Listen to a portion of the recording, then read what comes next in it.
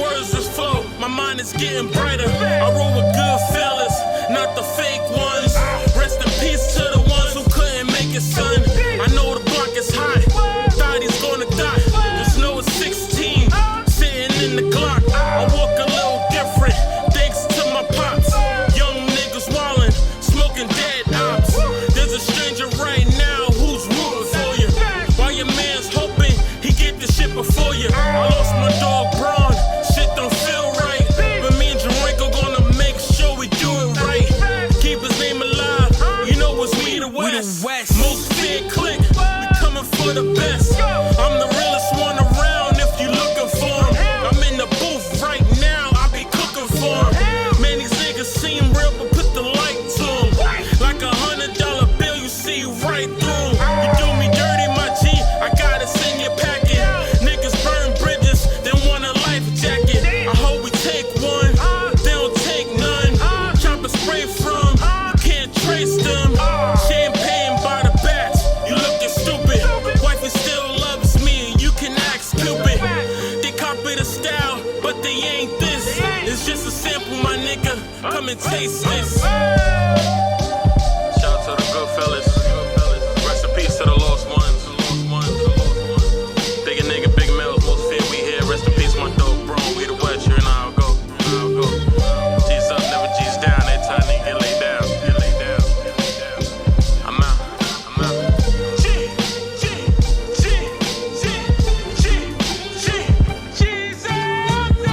People don't know about, and I'm making it aware. This is Bigg Mellz' second time on my platform. I'm grateful. Yeah. So introduce yourself. Yeah. It's your big nigga, Bigg Mellz. I'm out straight from the Bronx, New York beat, chilling with homegirl Cherri B. You already know who it is. Not underground. I was about to say Undersound. Undersound. My fault. So your last interview you did with me was 2021, and you dropped. You dropped We Ready. Yeah. Around that time. So how would you say, since our interview, how you transitioned from 2021 to dropping We Ready to now dropping Coach You? So how do you say you transition as an artist in between them two songs? Honestly, Coach You was made first before We Ready. Coach You I had in the stash, but I haven't put it out because the sound of music was changing. That's why We Ready came about. So it got that drill sound. It is a drill beat. It got that drill shit. So I can curse on here? Yeah. Oh, my fault. Niggas be monetizing and all that on YouTube. Nah, but I'm good on YouTube. Oh. They just be more worried about the music. Got you. So niggas, it got that drill shit. Yeah. So the We Ready joint is more. I had Coach You first. Then the sound of music was changing to the drill joint, Pop Smoke, Fabio, and all that was popping. So I gave it a try, but I didn't want to rap like a drill rapper. I'm not out here like these young niggas drilling shit and all that. I'm not doing that. So I figured I'll put my own little New York spin onto it. So I became We Ready. You know, I'm speaking on being ready for the industry and shit like that. You know, I'm ready to take over the shit. That was the mindset of the song when I made it. But Coach You is more of me teaching people on motivating more. Not really teaching, motivating people. So yo, go out there, do whatever the hell you want to do. Do it for you, do it for your family. Just go out there and be great on whatever you're trying to do. That's the thing Coach You came from. Coach You is like, you're gonna have people that's gonna hate on you, the doubters, the naysayers and all that shit, but still go out there and do it. That's how Coach You came about. Okay. And do you still consider yourself where you going? Yeah. Oh. Do you still consider yourself your versatile style, like, of music? Like, are you still like a versatile? Is that your genre? Oh yeah. I'm always bouncing like different ideas. I like to play with the female lane a little bit. Like I got this song that I put out called "That's What I Like." It's me just bigging up women in general. Women that goes out there, that women are hustlers and have their own shit, that run their own thing, like people like yourself. So like that's where the song came from that. of me just bigging up women doing their own thing, the ones that don't need nobody for anything, that go out there and get it themselves. And I see that you dropped that 2022. That's what I like, yeah, right? I dropped that last year. Okay. Yeah, so I do everything different, and like my EP, and I like of course, because I'm from New York, so storytelling's a thing. Yeah. So when I drop Black Hourglass, it's a lot of storytelling. A guy called It's No Time for You, and a song by I dropped so much. Alright. So talk to me about the inspiration behind TMS in the video, Touch My Soul, and the creation behind the director. I don't know how to pronounce his name. I would say it right. Most people don't. My boy Jarenko, he do all my videos now. We linked on through a mutual artist called Your Boy Braun, but he passed away at 21. I think it was 21, right? 21. Yeah, so we met through him. So, but once his passing, unfortunately, but then me and him grew like a bond, so we've been like working ever since. The Touch My Soul is funny because, speaking of Touch My Soul, shout out to Syer on the beat. I got the beat from him. He sent me like a whole pack of beats, and I met him. He knew Braun also, and they was working together. So he sent me like a whole pack of beats, and one of those beats was on there. And I don't know, I was just in the crib one day. I had the beat going. I had a drink in my hand, and I just started writing to that shit. And me and Jarenko, we shot that in the crib, actually, in my crib, the backdrop. And hey, the thing with the direction thing, you gotta ask him. He did all that shit. That's his genius behind that shit. I can't really speak. He told me though, it was like he was stuck, and then out of nowhere, it's like cracked the code on it, and I mentioned my dog Braun on there. He edited him in there and shit. So that's more Jarenko side on that one. But me, it was I don't know. It was just one of them beats that talk to you. That like just with the sample and everything, shit was beautiful. It was one of them things that just talk. Like I said, I was sipping to a little bit, so I was in my zone when I wrote that shit. Okay. So what do you feel? Because from the last time I seen you put out Pockets on the Swole, Bricks, Devil in a Dress, Wolves. We already talked about coaching and what I like. So all those that you speaking on, those are a lot of like personal things.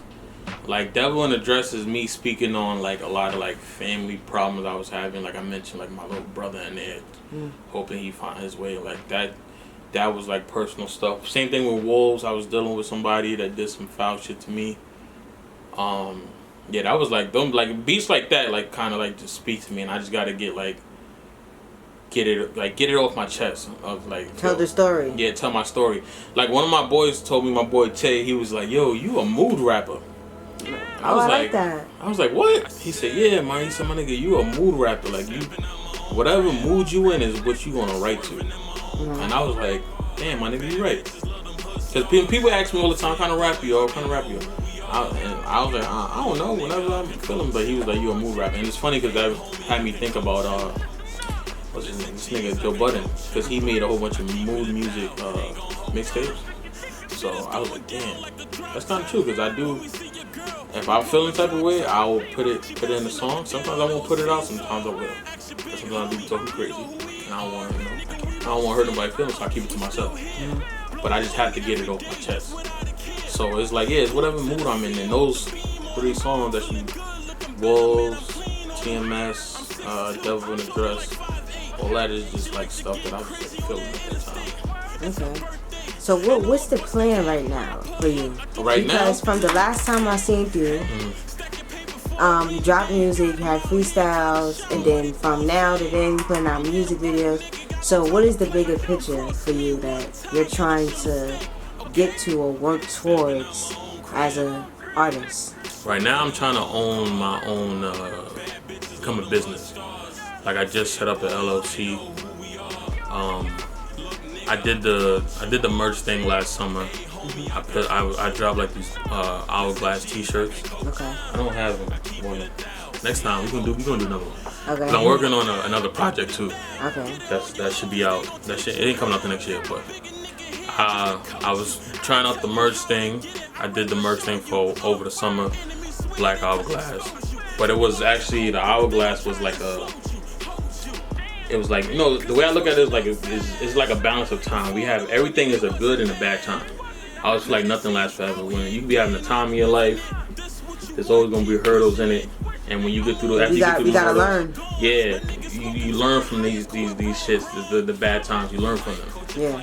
They're not. I don't take the L's as a loss. I take it as a learning experience. Yeah. So that's why I'll probably send it to you, probably, so you can show it on the thing. Yeah. There's a devil wing and there's an angel wing on the hourglass. Mm-hmm. Good and bad times. We all have them. Good and bad. Good and bad. You just can't. When that bad time comes, you just can't let that shit break you. So I'm big on that. But yeah, I'm trying to do my own clothing line. Like this summer, I got few things in the works I'm trying to do. What's the name of it? The name of it? Not yet. You don't got it? Nah, not yet. Cause Okay. I'm still working on cause I don't want to call it a Big Mellz clothing. Mm-hmm. The name of it I'm still working on, but I got a few pieces I did. I just sent my boy Jarenko the other day one of the joints I wanted to start putting on t-shirts and shit like that. Mm-hmm. Yeah, I don't have a thing, but it just become a brand, yo. That's my thing. I just want to become a brand. Before I was chasing the music for money and everything, but now that I'm older, Yeah. I just want to have something that works, that makes money, so I don't gotta keep fucking working for other people. Mm-hmm. So I'm trying. That's the goal this year. I'm trying to take this merch thing more serious, so that way I can become my own brand and fucking write this shit up on taxes and do shit like that. That's my goal. Do this year. you get paid for your music? I do. I don't make crazy amount of money. Not enough to quit. Okay. Not enough to quit. I make a little bread in here and there Okay. from it. Yeah, because that shit is all streaming. It takes a while because they only pay you every 3 months. Can you explain how it works? Well, how much is the one streaming cost? It's funny, guys. I see this shit pop up on my timeline probably every 6 months. That shit don't cost a lot of money. But what you do is you look for people to get on these playlists. Spotify is the biggest thing, is what these labels look for. Tidal, nobody, the label don't count that. Apple Music, the label don't count that. The label want to look at your Spotify and your YouTube numbers. Okay. So Spotify, you can find a company, or you can email these playlists on Spotify yourself. You can hit them up hey, can I get on your playlist? Everybody know the biggest playlist on Spotify to get on is Rap Caviar. You gotta know somebody to get on that shit. You gotta be signed, or you gotta really know people in the music industry to get on Rap Caviar. You get on the Spotify playlist, they put you on a playlist, your song does numbers. As long as you stay on that playlist, your song will probably do numbers. Like right now, this playlist I was on, Wave on Them. Yeah. I did it in 2019. Oh, I remember that song. Yeah. And right now, to this day, Wave on Them still on certain playlists. And right now, I just checked it. Funny, I checked it yesterday. It's 33,000 plays on Spotify, still growing. So as long as you stay on these playlists, yeah, you can probably make money off of music. But you gotta pick a lot of songs and plays to make something. Okay. Because that shit is a streaming worth a goddamn thing. Ain't nobody ain't buying no music anyway. Nobody really buying music. Yeah, niggas ain't buying music, man. Niggas, before it would be easier, spend if I had a single, I'd be like, yo, buy my single on iTunes. $1. Do it gotta be streamed from different phones, or you could play it from 1,000 times from one phone? Yeah, you could play 1,000 times from one phone. Oh, alright. Yeah, you could just have that. You know what? I think I'm lying. I think they stopped that because they said that somebody. Yeah, that's what I'm saying. Was cheating doing that. Yeah, they said artists was you can't. You're right. You actually cannot. You have to be having it playing on different phones. Like my phone, your phone, have it play on this computer. They got to be playing on different fucking things to keep counting. They need different IPs. Yeah, different IPs. Because if you keep replaying, because I heard that some rappers was doing that. They'll play the song, put it on mute, and have it on repeat, and they'll get their numbers cheating that way. Okay. But they changed it now. Now you can't even do that. You gotta have different IPs and different addresses. Even sometimes if you on the same Wi-Fi, that shit don't count. Damn. Yeah. They're making it hard. Yeah. if you on the same Wi-Fi, we all on the same Wi-Fi trying to stream my song. Yeah. That probably count one time and that's it. So I want to ask you, do you ever see yourself as a ghostwriter? Like, can you see? All right, it's rapper, brand, your brand company, and then like is ghostwriter somewhere in there? You know what? It's funny that you say that because I don't know. I can see that for you. Like I don't know what. I thought about that too. It's funny because I'm working with this girl. Because I know how to write hooks. That's one of my that shit is easy to me. I can write a hook. So easy to come up with a hook. And I know how to do singing shit. I don't know how to sing, but I had one of my boys is good with the singing shit. But now I met this chick that know how to sing. She'll be up on my projects later. On my up and coming projects, and we were working together in my crib, coming up with like hooks and stuff together, and she was like pretty dope. And I was like, oh, and it's funny you said it. I thought like, damn, maybe I could do this shit. Yeah. Maybe, but I would. Shit, no paper coming. I'm not going to turn around no paper. So. Nah, that's good money. I would. Hell yeah, that shit is. Sometimes, not sometimes. Most of the time, these niggas make more money than the artists because the ghostwriters getting paid automatically. And I seen his interview, this guy, he said, unfortunately, the artist is the last person to get paid when it comes to music industry. The artist is the last person to get anything. I think academics said that. Academics said they probably academics. I just seen an interview where they said that the artist get paid last, which is true because you gotta pay the producer to get the beat, you gotta pay the engineer to mix your shit, you gotta pay your director, you gotta pay the person doing your cover. And then you gotta put it up on streaming, pay for promo, and then you gotta wait till all that money come back to you until you get it back. So do you have any mixtapes coming out or any albums coming out? I got like I said, I just dropped Coach You. I'm dropping Coach You? Coach You. Oh yeah, Coach You, yeah. You spoke about that. I just dropped that. I got I'm gonna drop a single every 1 to 2 singles a month because my plan is to drop 2 more singles next month. And then I'm working on, I don't know if I want to call it an album because I feel like an album is too long now and nobody likes listening to long projects anymore. At least not me. If it's Chief Keef, it depends who. I ain't gonna lie, cause Chief Keef is the one. He be dropping 50 songs, so like. He still drop music? Yeah, he still drop music. He still drop music here and there, but it's a hit or miss with him. Yeah. You know, yeah. But Chief Keef and I think it depends. I think when Jay-Z drop, he drop a lot. I think it depends on the artist. First, let me say that. It depends on the artist. Chris Brown dropped like an album like 50 songs. Yes, and Lil Wayne too. Lil Wayne dropped a mixtape and he had a side A and a side B. I think Dave East just did that too. Yeah. I think it depends on the artist. On the artist, because.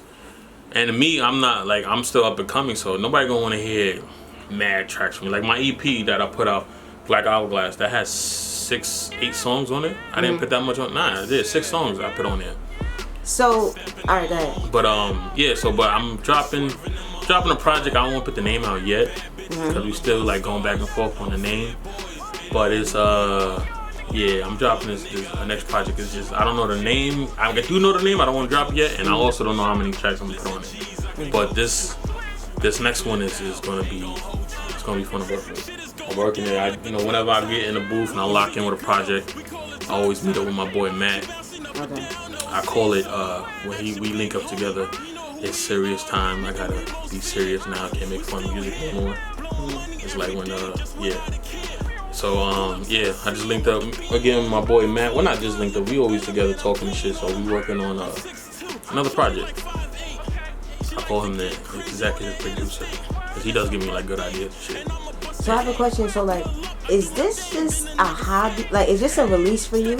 You know why I asked? Like as an artist, is this just a release for you, like something? I know that you love to rap, obviously, but I've never seen you perform. So like I mean, I don't know. I probably seen like something, but like from when I seen you, I'm gonna tell you why. And I book performances. Me, I never booked you for a performance. I book performance, so that's why I asked. Like, is this because there's some artists they confident enough to like, yo, like I don't need to perform. Like I know I got this. So this could just be a hobby for them because they know that at any given moment they can meet the right person and it's right for them, or you could probably just be really taking your time so you could do this the right way. But I never seen you perform. It's funny. I just posted up a video of me performing what year was that? I think it was 2019. Was that my last? Nah, my last performance I ever did. It was the year. What year Pop Smoke passed? That was 2020, I think. 2020. I think I did it like a month after Pop Smoke. No, that was passed. 2019. 2019. Yeah. Yeah. I think so. Yeah, that was 2019. Yeah, I'm positive. It was the year Pop Smoke passed. And I performed like a month after. But I go, what's their name? Hip Hop Season. Shout out to Hip Hop Season. Yeah. But the reason why I don't perform like that, I have bad experience performing. Like a lot of these niggas be fucking. Nah, I'm not even gonna hold you. Not lying. They be fucking scams and. Nah, you're not lying. Like I done had bad experience with performing like. With promoters. With promoters, yeah. Yeah. With promoter, I did this one show. It was like I found it on This Is 50. I paid like maybe $600 to perform. I go to the damn shit. It's at Webster Hall. I'm like, yo, niggas is at Webster Hall. Da da da. I had mad heads come out, yo. We go. Yo, no lie. I think it was like $600 to perform. Yeah. They had like, I think 30 artists on the thing. Now do the math, yo. Yo, do the that's crazy. Do the math on that. My cousin actually, shout out to Jamil, he broke that down to me. He was like, yo, you doing these shows with all these artists, da da da. Yeah. He was like, yo, how much people was there? I told him. He said, my nigga, do the math on that. How much you pay versus and times that by everybody that's in this building right now. And I did that, yo. It was like, I'm like, why would you have all these fucking people here? And I remember when it was. Remember, I don't know if y'all remember Mano. He had this group called Black Mafia. Yeah, I remember that. He had this group called Black Mafia, and they was there performing. And they was there performing. There was people there like cheering them on and shit. I said, oh, we just pay these niggas to do this show. That the money we paid the promoter, he paid Mano and his crew to perform here. They left. I'm not mad at Mano and his crew. You know, they get your money. Yeah, but you know how to promote it. And yeah. I was dead last on that bitch. Went up like nobody there no more. There. First of all, I had this conversation with my dog E-Man. New York crowd is so biased. They only there to chill on E-Mans. They're not there to chill on other people and shit like that. So whenever you get on the stage, they just sitting there like looking at you. If they are looking at you, most of these niggas on their phone, whatever. So it's like they not cheering you on, none of that shit. So I done had a bad experience with performing, but I love to perform. Because when I first started rapping, I used to do that shit all the time. Perform every time. I was doing it for the love. I was spending like I said, I was spending money like $300, $400, $500, whatever they needed me to give them, I was giving them to perform. But my cousin broke it down. He said, yo, my nigga, this ain't the 03 days when you was performing and somebody seen you at a show and they want to sign you now. He's like, yo, you gotta do the internet shit. You gotta get on the internet more. He was telling me that. But nah, I do love to perform. But like I said, Hip Hop Season, I fuck with them because they crowd, they'll cheer you on, yo. They interact with each other. They interact with they're not just there to see, yeah, they there to see their mans, their peoples, but they there, the people, the promoters there, good vibe. They don't charge you credit. They be like, I think I went, it was like $20 just to charge you at the door to get in. Anybody can perform free, go sign or whatever. I got performances like that if you need some. Alright, because I do love it. I like my boy Tay. Yeah, I think you should perform. I really do love it. Yeah, man, I that's the only reason why I don't perform like that anymore, because I don't really trust promoters. That's my issue. I had like I said, I had just one promoter. I paid him to do a show. We was out in Brooklyn. He told me I had 10 minutes, some shit like that. He told me, yo, you're gonna do your half minutes now, then your other half later. So alright, cool. I did my first half. You know, we there, whatever. And then my my wife was telling me, she was like, yo, they about to close this venue. They about to shut it down. I'm like, what you talking about? I still got my time. I gotta finish my set. Yeah, I would have went up there like, yo. So I said, yo, what you? I was like, nah, my niggas were like, why not? And now we in Brooklyn, all Bronx niggas. So I'm like, we gotta, hold on. I said, don't get rowdy, my nigga. We ain't from out here. Let me talk to the dude. I said, yo, what's up? When I'm going on, yeah, I got you next. I said, you got me next. I heard that this shit about to shut down. Yeah. He goes, oh, yeah, I don't know what they saying, but now I said, nah, I don't fuck that nah. I said, my nigga, you promised me this amount of minutes and I paid for that.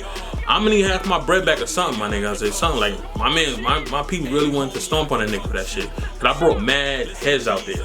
And he told me like, nah, old.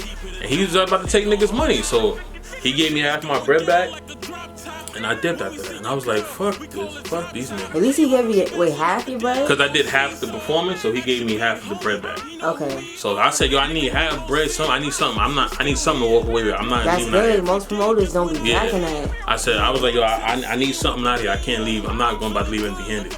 So he gave me half my money back, but shit like that, like the dude, like he's taking niggas' money, and you didn't got the time. You booked most of it, like basically more of the story. They booked too many artists. Yeah, they did. Booked too many. That 30 hours, yeah, 30 minutes. 30 artists. That shit with West the Hall. And then how much time you get? I think 5 minutes. 3 to 5 minutes. What the fuck? Yeah. That's that day I did. 5, All my people went home in the West the Hall joint. Most of my people went home because it was niggas had to work the next day. We got there like 7, 8 o'clock. It was like 2, 3 in the morning. It's 5 hours. And niggas was sitting. Yo, it was a mess. And bitches was throwing up and shit.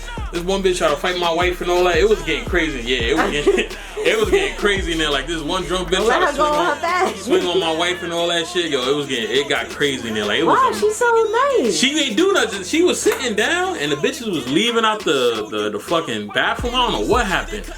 But she was about to fall and somebody like laughed and they thought it was her.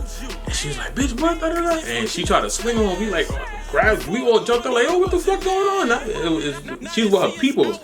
And we was like, yo, she gotta get the fuck back. Security came and they kicked the girl out. It was a mess in there, dude. It was like, people was throwing up like, for some reason, everybody's in there throwing up that night.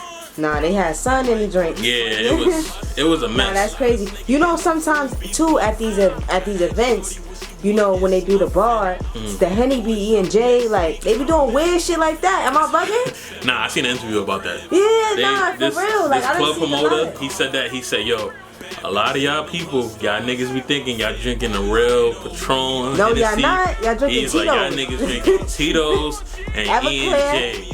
He's like, he said, even if the bottle is closed, y'all not drinking the real shit. Nah, that's a fact. He's like, and then you know what's funny? It's true because a lot of these, I remember I bought like this, even in the liquor stores. Yeah. I bought this honey Jack Daniels by my house. For real? That shit is mad strong. I don't like the way it hit the back of my throat. The honey Jack? I don't like it. Nah, the honey Jack's smooth. I don't know, maybe because you a man, but the way it hit my chest, I can't take it. There's a regular one that's strong. The honey Jack is usually smooth.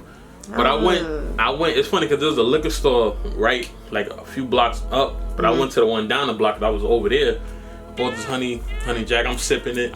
I'm in the crib. I think I was watching the game, watching something, and I was smoking a cigar, and then I look at the bottle, and I didn't notice, like I almost finished the bottle. I said, yo, but I don't feel shit. I went to smell the shit, I ain't smelled no alcohol. I was like, cause remember, like I said, it's smooth to me. I had the ice in there. Yeah. And I said, yo, these niggas got me on. Where you went to a Chinese liquor store? Nah, it's funny cause the Chinese liquor store I go to, they good. I went to, I think it was like Spanish. Oh, okay. It was a Spanish one. I'm saying Chinese, they not gonna do that to liquor, but they'll give you cheap liquor though. Nah, the Chinese one I go to, they good. Yeah. But I went to the Spanish joint. It was down the block, and I smelled it, and I said, either I'm an alcoholic or there's some fake ass liquor. And you know it's funny, when I twist the top open, the top was like, it was open too easy, basically. What I'm saying when I twist. So the next day I told her, I said, smell this. I said, you smell alcohol? She was like, hell no, what is this? She was like, you drink this? I was like, yeah. I said, this shit, I think these niggas got me. And it was like this much left in the bottle, B. I said, yo, cause I'm drinking, smoking, watching TV. I didn't notice I almost finished the bottle until I looked at it. But yeah, these niggas be getting niggas in the club and shit, and these liquor stores too. Y'all gotta watch out, cause liquor stores got the fake liquor now too, yo. Yeah. That's a fact. That's Cologne. We bought If you getting too drunk off one shot, leave. Yeah. Cause that shit has happened to me before. Yeah. But hell yeah, I went to Atlanta. I went out there to do some PR work for an artist, and I went out there. I went to some mansion party. Yo, I had one shot of Douce. I was fucked up. I'm talking about throwing up on the mansion steps, and I was by security. Like, shit got wild. Like, I'm like, yo, what's going on? Like, I almost passed out because it was too hot. Yeah. I'm like, yo, I had one shot of Douce, and mind you, nobody put nothing in my. I watched them pour my drink the next day, so I'm like, nah, this is not Douce. It can't be. Can't be, because I was too twisted, you know what I'm saying? Unless, they did some liquor. But when I watched my drink get poured, so there's no way. But long story short, So you got the album coming out. You're doing new merch this summer. Yes. Different from the last merch, and then you're working on building your brand right now. Yeah, I'm gonna do some performance. I got you. Yeah, definitely. I know a lot of performances. I know this guy I work with. He does performances every week. I'm gonna come back and tell y'all how that shit went too. It's gonna go good. It's no finessing over here because I gotta protect my name too. So I don't want nobody saying, "Yo, Cherri booked me and I got finessed." You feel me? So trust me, I ain't gonna do that. Right. But all right, you got the brand coming out, and then that's everything. That's everything. So I'm do you have gonna come back on your artist journey? Because this is a journey right now. Mm-hmm. Have you made any new mistakes that you could tell artists they could learn from? What advice you could give out, real quick to let them know, Any new mistakes? Yeah, because as an artist, there's always mistakes. You gotta learn and grow to become and be where you want to be. So one of the biggest mistakes, and I make this to this day. And like I said, remember I said Coach You was done before we ready. Yeah. Don't hold on to your music. Okay. If you record something, my nigga, put that shit out because you may miss your blessing, or the sound may change and you had a fire record that you missed your blessing with too. The music may change and that shit not going back to that sound, and you put it out and the sound outdated. Like I ain't gonna lie, before I dropped Coach You, I was like, yo, I hope this shit don't sound too outdated. I put it out, it's getting good feedback so far. Don't hold on to music, put that shit out. And believe in yourself, yo. If you can't be scared to go out there, put yourself out there. Like that's like you're only hurting yourself when you do that, especially if you're talented. Whatever you're doing, man, get up. The hardest thing about doing something is starting it. Once you like me, sometimes I'm supposed to be writing. Like right now, I'm supposed to be writing to these beats, and I was like, I ain't get to it. I ain't get to get. The other day, I'm on my way to work, throw the beat on, start writing to it. Like, just get it started. Don't procrastinate. A lot of the times us artists, we procrastinate on shit. We're like, oh, I'll do it later. Get to that shit now. It's fine. Promise for nobody. And we ready. So that's what I said. Niggas is ready. I'ma coach you.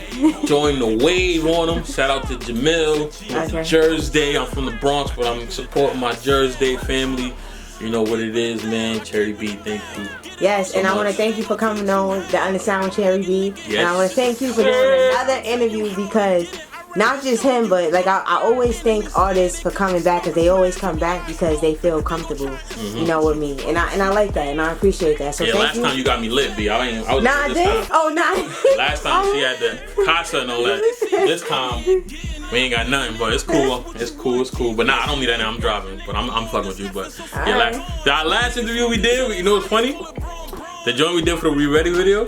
Oh yeah, y'all check out the We Ready video because Cherri is in there, my nigga. I'll repost it. She be trying to hide behind the camera and shit, my nigga. But check out Cherri B. She's in that We Ready video. But we did a little. A lot of people want to see me, so if y'all want to know what I really look like, go check out We Ready. They always ask me, why you never on cam?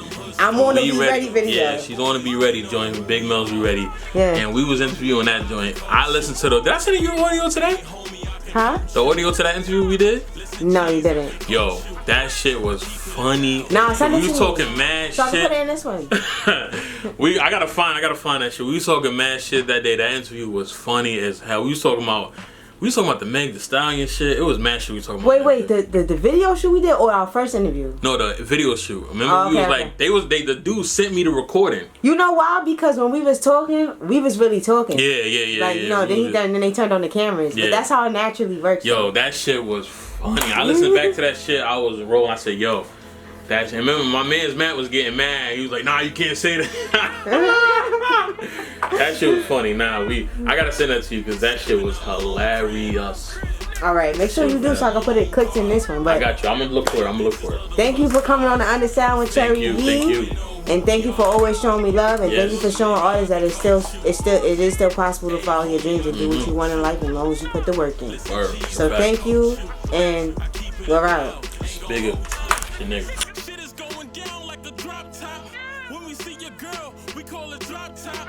She bouncing up and down, no seesaw. Ask your big homie, you know who we are. Nigga, we most feared. We still here. Blowing money every day, just without a care. Pull up to the scene with the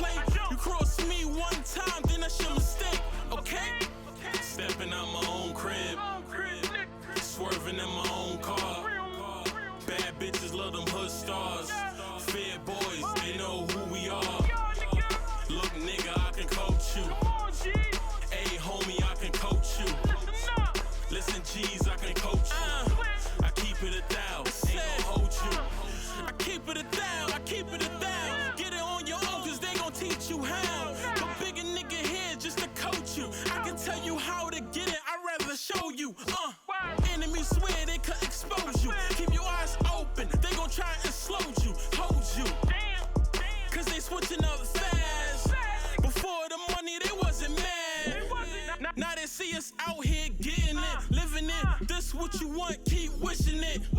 I'm on this effing so far gone. My niggas smoking to their highest, call it Braun. I might coach a class on hustling. The loudest nigga in the room be bluffing. I asked shorty what she want, it's nothing. Fair boys up next, we coming.